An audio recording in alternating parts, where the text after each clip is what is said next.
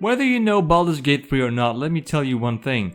They do write some good villains. We have Ketheric, Ethel, but most importantly, we have today's subject in Raphael, which is my personal favorite. And today I'm going to use Raphael's introduction scene to show you how to introduce efficiently a complex, charismatic, yet dangerous antagonist. So, to get started, in what context do we meet Raphael? You have been abducted by mind flayers, alien species who search their species' empire's domination on the universe. The way that they create more of their own is by injecting tadpoles into intelligent enough species, such as humans or elves, for example. After a few days of worsening symptoms, the creature that has been injected ceases to exist, and thus is born a new mind flayer. Which is the process that they started on you, because you were injected one of those wonderful larvas. However, something seems different about your tadpole, because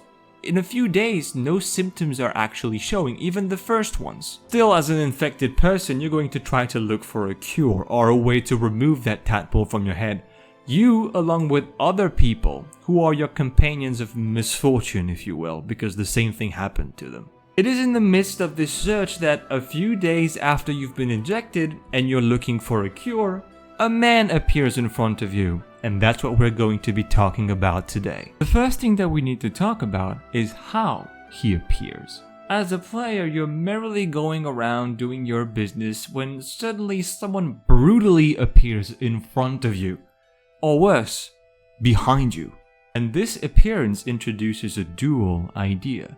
One that is within the story, if you will, and the other that is more meta. Within the story, you literally had a man appearing in front of you without you being able to do anything about it. Completely powerless. So what subconsciously happens in cases like that in your mind is, oh, he could have killed me in an instant if he wanted to. For the meta part, his appearance blocked the game for you. It stopped everything, launched a dialogue. The man took control of your agency as a player. Well, whether it is meta or within the story, both things kind of align for the same thing. Something is off, you should be careful. As he approaches, you notice a man, well-dressed, well-groomed, speaking to you with clarity, with a warm, low voice. All those traits exude confidence and charm, coupled with an absence of more threatening qualities. It also feels reassuring, easing the tension that was instilled until now.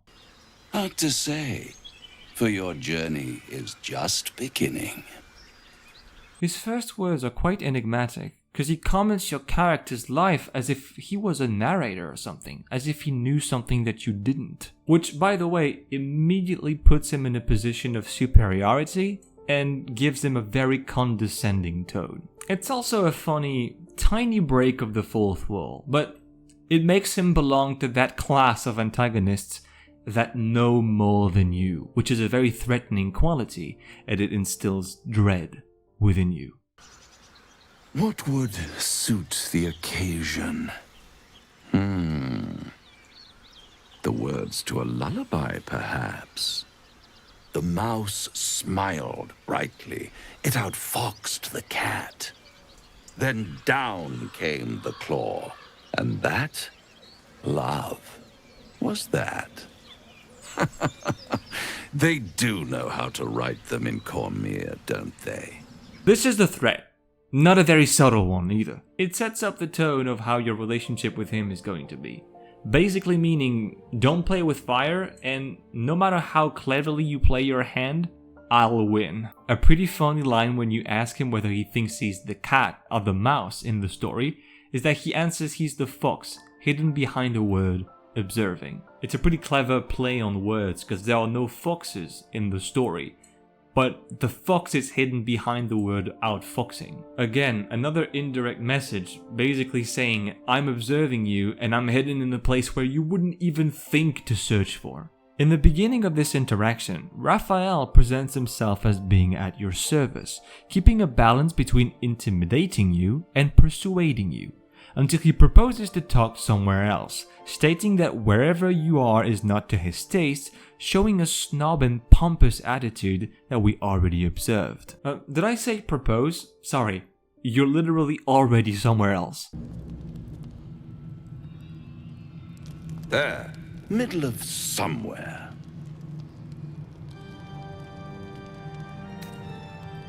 The House of Hope. He teleported you in the House of Hope, without your permission and with no effort. You felt powerless when he appeared. Now this feeling reaches another level. Besides, if you try to react in opposition, he will only humor you and mock you with some irony. In other words, he doesn't consider you like a threat for a second.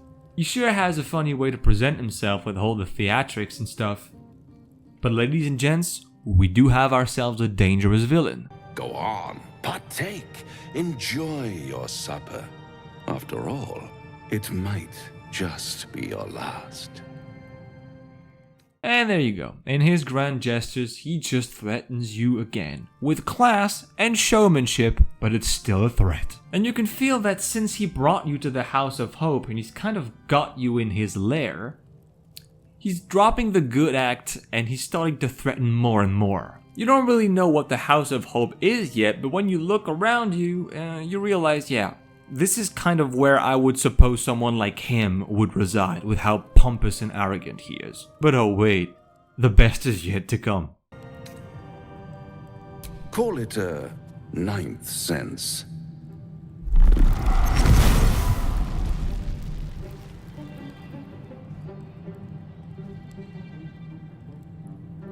What's better than a devil you don't know?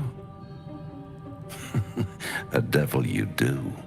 Oh, cheeky. He transforms an old Irish expression from medieval times. Better a devil that you know than one that you don't. In a few words, it means that you better be careful when you want to tread a situation for another when you think you have it bad, because you might just end up having it worse, which is about just another threat. Be careful, you think this is bad, it could get worse. Remember what he said in the lullaby? Down comes the claw. Pretty funny, because a devil can have claws, but there's also the idea of a clause in the devil's contract. Am I a friend? Potentially. An adversary? Conceivably. But a savior? That's for certain. With the very well set table and beautiful appearance of everything around you, you start to understand the Faustian undertone of the devil you have in front of you. He's here to offer you a deal. Little side note for his giant self-portrait throning in the room, self-centered as always. Another cool part of his devil reveal is the music. Organs. Of course it had to be. Besides this obvious hellish sound, there is also a choir of low voices, introducing an idea of reverence to Raphael, and of course he would love that. The fact that these are low voices bring a certain gravity to the sound. I love the way in the melody that short notes and long notes succeed themselves.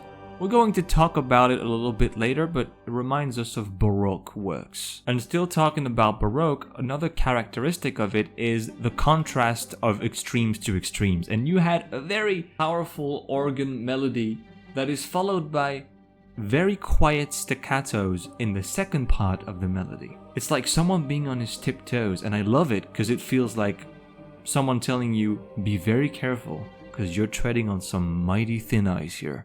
To your surprise, he offers you to get rid of your tadpole. Of course, with all his previous threats and intimidations, something feels off. Why did he stalk us in particular? Why did such a seemingly powerful being want to meet us, and why in hell would he want to get rid of our tadpole? As Gale talks about it with you a few moments after, there is something in these tadpoles that he wants. But he won't just offer you a deal. No, you guessed that he wouldn't be as straightforward as this.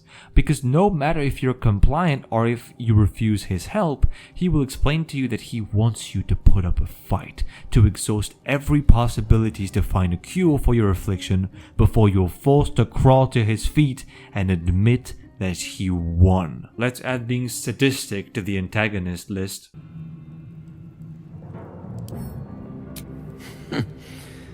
I've always wondered what a laughing mind flayer sounds like. That's one hell of a burn, pun intended. All those pretty little symptoms, sundering skin, dissolving guts, they haven't manifested yet, have they?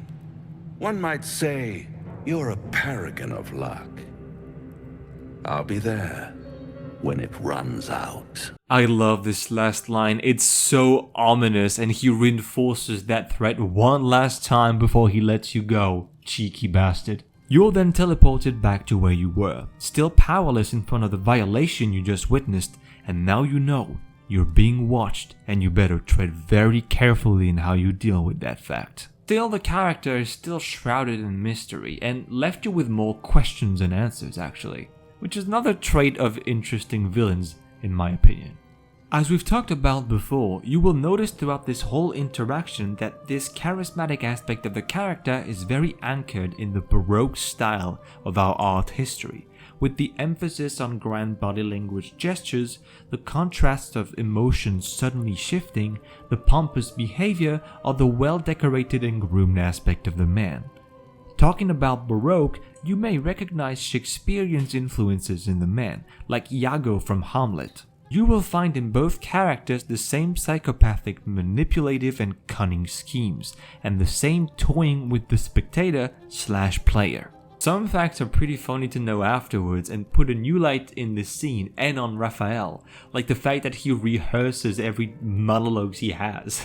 That is the most powerful and dangerous theater kid you've ever seen in your life. My favorite quote to sum up Raphael so well is by Amelia Tyler, narrator from Baldur's Gate 3. She says about Raphael, someone studied Shakespeare and now it's everybody's problem.